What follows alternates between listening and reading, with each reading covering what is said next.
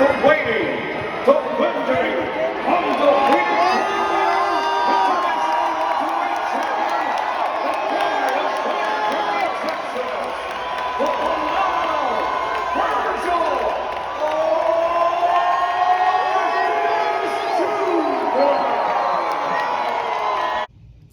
What's up, everybody? Welcome to another edition of The Opinion. And yes, I do talk boxing, and I also attend quite a bit of boxing fights as well. So with that being said, let's talk about the Vergil Ortiz and the Michael Mckinson fight, and then I'm going to talk a little bit further about Vergil Ortiz himself. So this is just to break down this particular fight as well.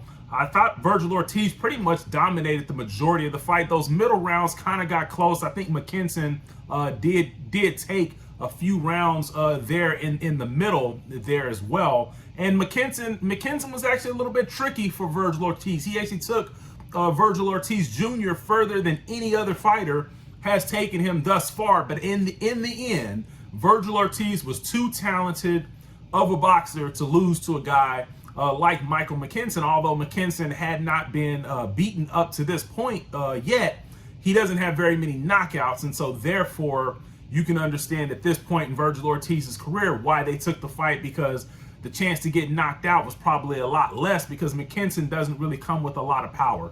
But the one thing about Vergil Ortiz, despite the inabilities of Mckinson to really be able to match his style or match his talent, I was really impressed with Vergil Ortiz from what I saw, just looking at it in person. The seats I had were actually pretty good.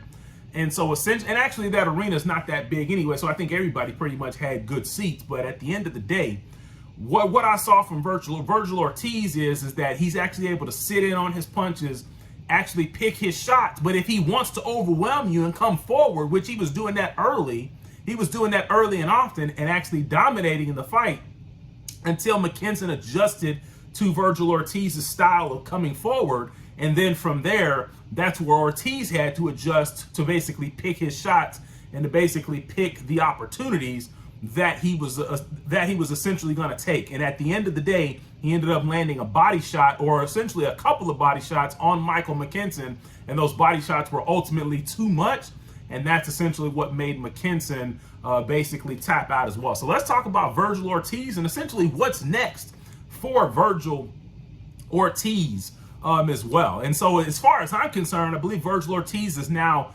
19-0 or essentially 20-0, one of the two as well. But essentially from that perspective, I think it's time for Vergil Ortiz to actually be in the discussion to get a fight with a guy like Keith Thurman, or essentially a guy like Boots Ennis. One of those two.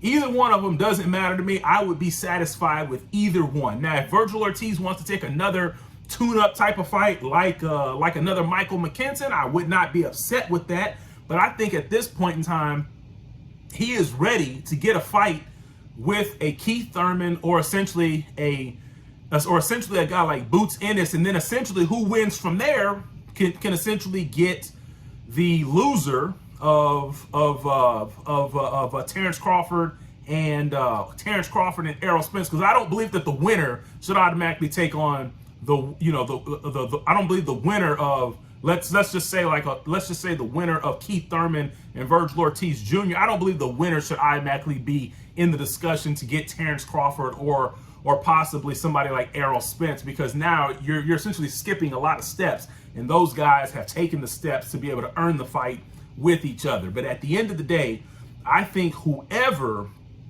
Vergil Ortiz Jr. fights, I'm not saying he would beat Boots Ennis, and I'm not saying he would beat Keith Thurman, but he would be able to give those guys all that they can handle. Because remember, like I said, nobody up to this point has even taken Vergil Ortiz to 9 rounds. And Boots Ennis is very much the same way. Everybody that he fights, he stops them. So I think a fight with Vergil Ortiz and Boots Ennis Jr. would have a lot of fireworks with it. Now, Keith Thurman, he's kind of been laying off here recently. I mean, he only fights like one time a year. You never know who he's gonna fight. I think Keith Thurman's time has passed, but if Keith Thurman wants to get back on the main stage, a guy like Vergil Ortiz that's coming up, this could be the opportunity for Keith Thurman to not only boost his career, but to also get a nice payday, because a fight with Vergil Ortiz Jr. would essentially do that for him. So I think for a guy like Keith Thurman, actually, because he's a lot more experienced than Vergil Ortiz, he's been in the game longer, this would be the time, if you're going to knock off of Vergil Ortiz, this would be the time to do it.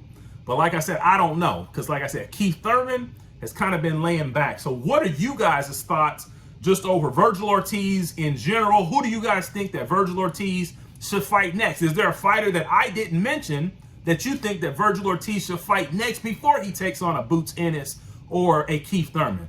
Let me know down in the comment section. And of course, I'm out.